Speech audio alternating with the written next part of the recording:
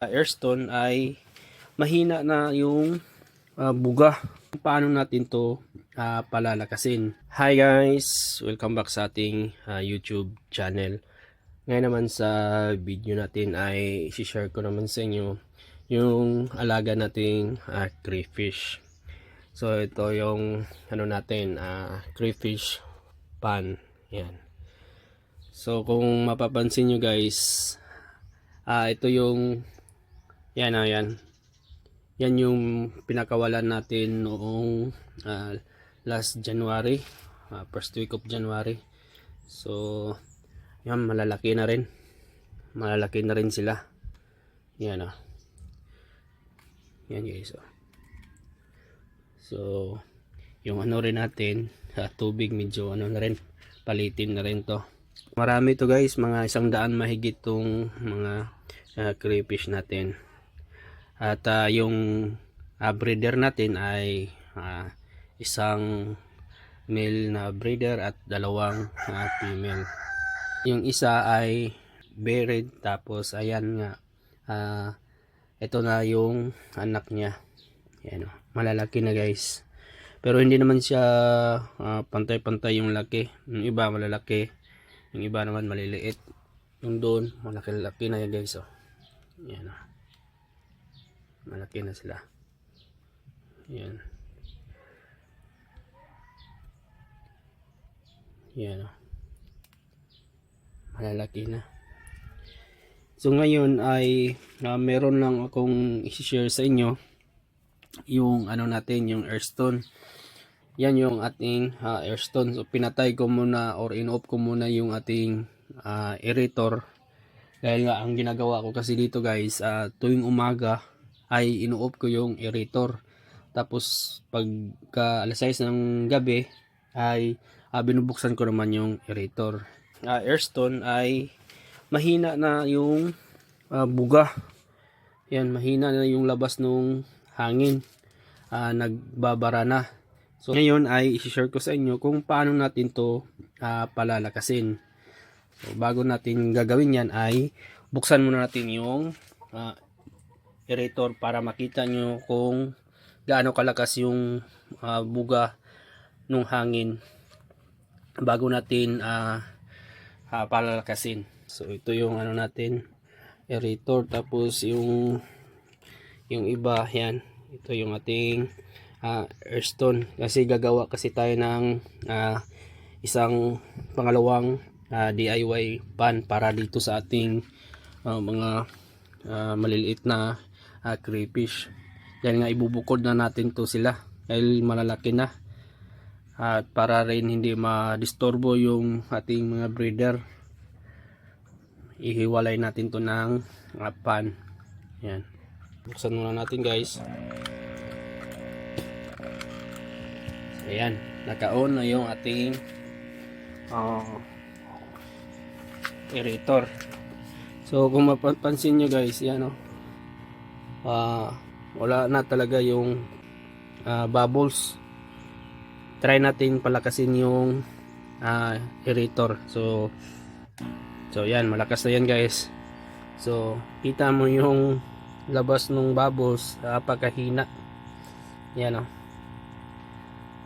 So ngayon ay palalakasin natin ulit yung labas ng bubbles or yung hangin. So balik natin sa dati, hinaan natin. Yan. So yan, mahina na. So meron pa rin siyang bubbles pero napakahina guys. So i-ano mo natin to. Okay. So ganito lang gagawin nyo guys. Yan, tanggalin nyo lang to. Yan, tanggal na. Tapos hasain nyo lang dito kahit saan, basta simento. Yan, hasain nyo lang. Ganun lang yung ginagawa ko dito pag mahina talaga yung buga, kasi pag matagal na kasing nakababad yan, mababarahan na yung mga maliliit na butas. Kaya maintenance natin ay hasa lang ang tatapat nito. Tapos babalik na to sa dati niya, yung lakas nung buga nung hangin. So dito sa ilalim niya, yan. So okay na yun guys. Tapos itong isa naman, tanggalin din natin to, yan.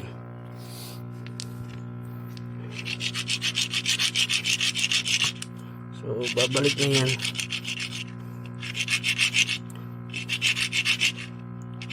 Dati kasi tinatry ko rin ibilad to, ibilad sa init, ganun din, mahina rin yung buga, hindi kagaya pag ganito ang gagawin nyo, hinahasa nyo, babalik talaga sa lakas ng buga o yung labas ng hangin pag nahasa nyo. So ayan. So ngayon ay balik natin guys. So balik natin to. Ayan.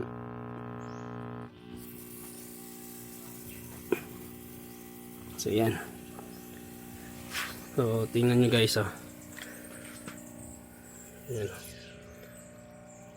Ayan, kita nyo. Ayan. So lumalakas yung bubbles. So ganyan lang yung ginagawa ko. Ayan. So lakasan natin. So ayan, malakas yung bubbles. So ganyan lang yung gagawin nyo guys pagka humihina yung buga ng hangin sa ating airstone. So hahasain nyo lang yan. So babalik na yan sa normal. So yan. So ito guys, share ko naman sa inyo ito, kaya nilagyan ko to ng pipe, yan, para hindi aakyat yung ating mga crayfish. Dahil pagka ito lang kasi yung hose na to, yung maliit, yan, ay aakyat talaga yung ating crayfish. Kaya mas mainam na may ganito kayo para maiwasang makatakas yung ating crayfish. So yan. So